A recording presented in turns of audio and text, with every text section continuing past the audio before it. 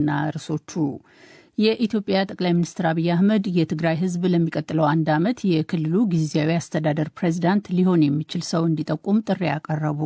ጠቅላይ ሚኒስትሩ በትግርኛ ቋንቋ ባስተላለፉት በዚሁ መልእክት አሁን በስራ ላይ የሚገኙትን ፕሬዝዳንት መቀየር አስፈላጊ ሆኖ መገኘቱን ጠቅሰው የትግራይ ህዝብ ለሚቀጥለው አንድ ዓመት የጊዜያዊ አስተዳደሩ ፕሬዝዳንት ሊሆን የሚችል ሰው እንዲጠቁሙ ጠይቀዋል። የጀርመን ፖሊስ የኤርትራን መንግስት የመገልበጥ ዓላማ አለው የተባለውንና የዓለም አቀፍ መረብ አካል መሆኑ የተገለጸ ቡድን ላይ ዛሬ በ6 የጀርመን ፌዴራዊ ግዛቶች ልዩ ፍተሻ ማድረጉን አስታወቀ። የጀርመን ፌዴራል አቃቤ ህግ ቢሮ አሸባሪ ሲል የፈረጀው ይኸው ብርጌድ ንህመዱ የተባለው የጀርመን ቅርንጫፍ ከጎርጎሮሳዊ 2022 ዓ.ም አንስቶ ከኤርትራ መንግስት ጋር ግንኙነት አላቸው በሚባሉ ጀርመን ውስጥ በሚካሄዱ ዝግጅቶች ላይ በሚደርሱ ጥቃቶች ይሳተፍ እንደነበረ ጠቅሷል። የሱዳን ጦር ፈጥኖ ደራሹ ኃይል ተቆጣጥሮት የነበረውን የሀርቱምን አውሮፕላን ማረፊያ መልሶ መያዙን አስታወቀ። የጦሩ ቃል አቀባይ ናቢል አብዱላሂ ለፈረንሳይ ዜና አገልግሎት እንደተናገሩት ጦሩ ከዚህ በተጨማሪም ፈጥኖ ደራሹ ኃይል እንደ ጦር ሰፈር ይጠቀምበት የነበረውን ቁልፍ የተባለ የተይባ አል ሐስናብ ካምፕንም መልሶ ይዟል። ዜናው በዝርዝር።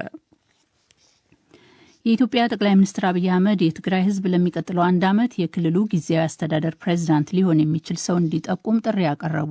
ጠቅላይ ሚኒስትሩ በትግርኛ ቋንቋ ባስተላለፉት በዚሁ መልእክት በፕሪቶሪያ ውል መሰረት የተቋቋመው የትግራይ ጊዜያዊ አስተዳደር የ2 ዓመታት ተልእኮውን ማገባደዱን አስታውሰው በህዝብ የተመረጠ መንግስት እስኪቋቋም ድረስ የጊዜያዊ አስተዳደሩ የስራ ጊዜ በአንድ ዓመት እንዲራዘም መወሰኑን አስታውቀዋል። አሁን በስራ ላይ የሚገኙትን ፕሬዝዳንት መቀየር አስፈላጊ ሆኖ በመገኘቱ የትግራይ ህዝብ ለሚቀጥለው አንድ ዓመት የጊዜያዊ አስተዳደሩ ፕሬዝዳንት ሊሆን የሚችል ሰው እንዲጠቁምም ጥያቄ አቅርበዋል። የጊዜያዊ አስተዳደሩ ፕሬዝዳንት የመሾም ስልጣን የጠቅላይ ሚኒስትሩ ቢሆንም የህዝቡ ተሳትፎ እንዲኖር የክልሉ ህዝብ የእጩዎች ጥቆማ ከዛሬ ጀምሮ በኢሜይል መላክ እንደሚችልም በመልእክቱ አስታውቀዋል። የጀርመን ፖሊስ የኤርትራን መንግስት የመገልበጥ ዓላማ አለው በተባለውና የዓለም አቀፍ መረብ አካል መሆኑ በተገለጸ ቡድን ላይ ዛሬ በ6 የጀርመን ፌዴራዊ ግዛቶች ልዩ ፍተሻ ማድረጉን አስታወቀ። የጀርመን ፌዴራል አቃቤ ህግ ቢሮ አሸባሪ ሲል የፈረጀው የዚሁ ብርጌድ ንህመዱ የተባለው የጀርመን ቅርንጫፍ ቡድን መስራችና አባላት ያላቸውን 17 ሰዎች ከሷል። አቃቤ ህግ እንደሚለው ተጠርጣሪዎቹ በቡድኑ ውስጥ ከፍተኛ ስልጣን እንዳላቸው በምርመራ ደርሶበታል። ቢሮው የተጠርጣሪዎቹን ማንነት ግን ይፋ አላደረገም። የቡድኑ የጀርመን ቅርንጫፍ ቢያንስ ከጎርጎሮሳዊ 2022 ዓ.ም አንስቶ ጀርመን ውስጥ በሚካሄዱ ከኤርትራ መንግስት ጋር ግንኙነት አላቸው በሚባሉ ዝግጅቶች ላይ በሚደርሱ ጥቃቶች ይሳተፍ እንደነበርም ጠቅሷል። ቢሮ ቡድኑ ፍራንክፈርት አቅራቢያ በሚገኘው በጊሰን በጎርጎሮሳዊ ነሐሴ 20 ቀን 2022 ዓ.ም በተካሄደ የኤርትራ ፌስቲቫል ላይና በአመቱ ነሐሴ 2023 ዓ.ም በሽቱትጋርት የኤርትራ ማህበር ሴሚናር ላይ ኃይል የተቀላቀለበት ረብሻ አስተባብሯል ሲልም ከሷል። በሁለቱም ዝግጅቶች ላይ ብዙ የፖሊስ መኮንኖች ጉዳት እንደደረሰባቸው ከመካከላቸውም ከባድ ጉዳት የደረሰባቸው እንደነበሩም ገልጿል። በዛሬው ዕለት ከ200 በላይ የፌዴራልና የጀርመን የተለያዩ ግዛቶች የፖሊስ ባልደረቦች በአጠቃላይ በ19 ስፍራዎች ፍተሻ ያካሂደዋል። ፍተሻዎቹ ከተካሄደባቸው መካከል 8ቱ በሄሰን፣ 4ቱ በኖርድ ራይን ቬስትፋለን፣ 3ቱ በባቫሪያ፣ 2ቱ በባድን ቩርትንበርግና አንዱ ደግሞ በሜክልንበርግ ፎር ፖመርን ፌዴራዊ ግዛቶች እንደዚሁም በተመሳሳይ ሰዓት በዴንማርክም የተካሄዱ መሆናቸውን የታሰረ ግን እንደሌለ ፖሊስ አስታውቋል። አቃቤ ሕግ ባወጣው መግለጫ አንድ ሌላ በብርጌድ ንህመዱ የኔዘርላንድስና የጀርመን ቅርንጫፎች ከፍተኛ አመራርነት የተጠረጠረ ግለሰብ ሄግ ውስጥ በተካሄደ ረብሻ በመሳተፉ ባለፈው የካቲት እስራት እንደተፈረደበት አስታውሷል። ይህ ዶይቼ ቬለ ዲደብሊው ነው። በማህበራዊ መገናኛ ዘዴዎች በሚላኩ አማላይ የውጭ ሀገር የስራ ዕድሎች ተስበው ወደ ሚያንማር የተወሰዱ ኢትዮጵያውያን ወጣቶች ህይወታችን ለአደጋ ተጋልጧል አሉ።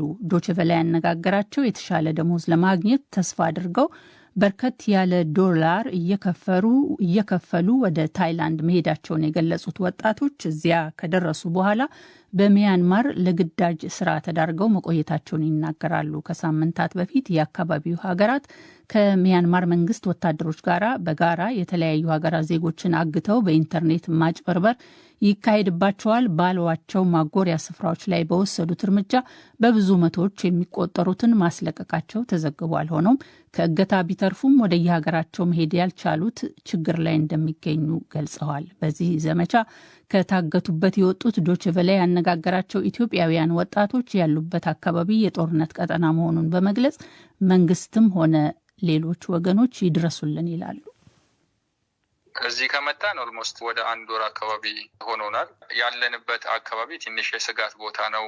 ጦር ሜዳ ያለበት አካባቢ ነው። የሆነች ድንበር አለች። ድንበሯንም አልተሻገርንም። ስካሚንግ ካለበት አካባቢ ነው ያለነው። ምንም ማራቅንም እዛ የሆነ ካምፕ ውስጥ ነው ያስቀመጡን ሚሊተሪዎች።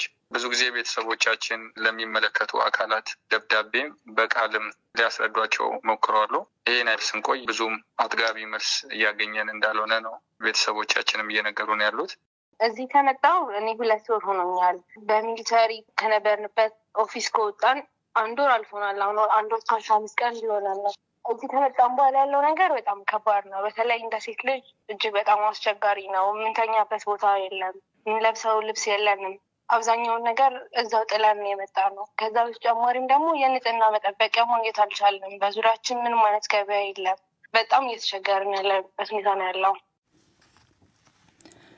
የሱዳን ጦር ፈጥኖ ደራሹ ኃይል ተቆጣጥሮት የነበረውን የካርቱምን አውሮፕላን ማረፊያ መልሶ መያዙን አስታወቀ። የጦሩ ቃል አቀባይ ናቢል አብዱላህ ለፈረንሳይ ዜና አገልግሎት እንደተናገሩት ከፈጥኖ ደራሹ ኃይል ጋር 2 ዓመት ለሚጠጋ ጊዜ ውጊያ ላይ የሚገኘው ጦሩ አውሮፕላን ማረፊያውን ከፈጥኖ ደራሹ ኃይል አስለቅቆ ሙሉ በሙሉ ተቆጣጥሮታል። ከዚህ ሌላ ጦሩ ፈጥኖ ደራሹ ኃይል እንደ ጦር ሰፈር ይጠቀምበት የነበረውን ቁልፍ የተባለውን የተይባ አል ሐስናብ ካምፕንም መልሶ ይዟል። ቃል አቀባዩ እንዳሉት ካምፑ የቡድኑ የመጨረሻው ጠንካራ ይዞታ ነበረ። ጦሩ አሁን ዋና ከተማይቱን ነፃ ማውጣቱን ለማወጅ እየተቃረበ መሆኑም እየተሰማ ነው። ቤተ መንግስቱን መልሶ የተቆጣጠረው የጦር ኃይሉ ወደ ማዕከላዊ ካርቱም በመዝለቅ በፈጥኖ ደራሹ ኃይል ተይዞ የነበሩ ተቋማትንም መልሶ ወስዷል። አንድ ወታደራዊ ምንጭ እንደተናገሩት የፈጥኖ ደራሹ ኃይል ሚሊሻዎች አሁን ሽሽት ላይ ናቸው።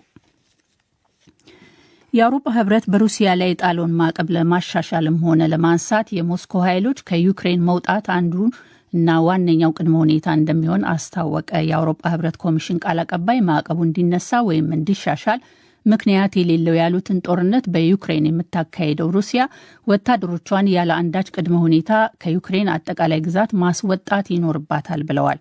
የህብረቱ አባል ሀገራት በሩሲያ ላይ ከዚህ ቀደም የጣሏቸውን 2 ማዕቀቦች ባለፈው ጥርና በመጋቢት መጀመሪያ ላይ ለተጨማሪ 6 ወራት አራዝመዋቸዋል። በማዕቀቦቹ ላይ ለውጥ ለማድረግ ደግሞ የ27ቱም አባል ሀገራት ሙሉ ስምምነት ያስፈልጋል። ሩሲያና ዩክሬን በጥቁር ባህር ላይ የሚያካሄዱትን ውጊያ ሊያቆሙና አንዱ በአንዱ መሰረተ ልማትና ኤነርጂ ተቋማት ላይ ጥቃት ላለመፈጸም ትናንት በተናጠል መስማማታቸውን አሜሪካን አስታውቃለች። ዋሽንግተን በበኩሏ በሞስኮ ላይ ከጣለችው ማዕቀብ የተወሰነውን ማንሳቷን እንደምትገፋበት ከሩሲያ ጋር በደረሰችበት ውል ላይ መስማማቷን አስታውቃለች። በአዲስ አበባ ፌዴራል የመጀመሪያ ደረጃ ፍርድ ቤት አራዳ ምድብ ዛሬ በተሰየመው ችሎት በአርቲስት አንዱዓለም ጎሳ ፍቅረኛ ሞዴል ቀነኒ አዱኛ ሞት ላይ ፖሊስ የምርመራ ውጤቱን ማቅረብ ጀምሯል። እስካሁን የተገኘውን የምርመራ ውጤት ለችሎቱ ያቀረበው መርማሪ ፖሊስ የሟች አስከሬን ምርመራ ሟች ከከፍታ ቦታ ወድቃ ሕይወቷ ማለፉን አሳይቷል ብሏል። ይሁንና በአስከሬን ምርመራው ከሆስፒታል ያልተጠናቀቀ ምርመራ መኖሩንም ጠቁሟል። ፖሊስ እንዳለው ሟች ሕይወቷ ካለፈበት ስፍራ የምርመራ ናሙና ተወስዶ ለፌዴራል ፖሊስ ፎሬንሲክ ምርመራ ቢሮ ተልኮ ውጤቱ እየተጠበቀ ነው። ከወጣቷ ህልፈት በኋላ ተጠርጥሮ በፖሊስ ቁጥጥር ስር የዋለው የድምፃዊ አንዱዓለም ጎሳ የእጅ ስልክ በብሔራዊ መረጃ ደህንነት በኩል እየተመረመረ እንደሚገኝም ፖሊስ ገልጿል። ውጤቱ ዛሬ እንዳልደረሰለት ለችሎቱ ያስረዳው ፖሊስ ተጨማሪ የምርመራ ቀናት እንዲሰጡት ጠይቋል። የአርቲስቱ ጠበቃ በበኩላቸው ዛሬ የቀረበው የአስከሬን ምርመራ ውጤት በአርቲስቷ ህልፈት የፍቅረኛዋ እጅ እንዳለበት የሚጠቁም ባለመሆኑ በዋስ እንዲለቀቅ ለችሎቱ ጥያቄ አቅርበዋል። ፖሊስ ግን ተጠርጣሪው ከእስር ቢለቀቅ በማዘጋጀት ላይ ያለውትን የሰው ማስረጃ ሀሳብ ሊያስቀይር ስለሚችል በእስር ላይ ቢቆይ በማለት የጠበቆችን ጥያቄ ተቃውሟል። ግራቀኙን ያዳመጠው ፍርድ ቤቱ ፖሊስ የቀሩትን ምርመራዎች እንዲያጠናቅቅ የተጨማሪ 12 ቀናት ጊዜ በመፍቀድ ለመጋቢት 29 ቀን 2017 ዓ.ም ተለዋጭ ቀጠሮ በመስጠት የዋስትና መብት ጥያቄውን ውድቅ አድርጓል። ይህ ዶይቼ ቬለ ዲ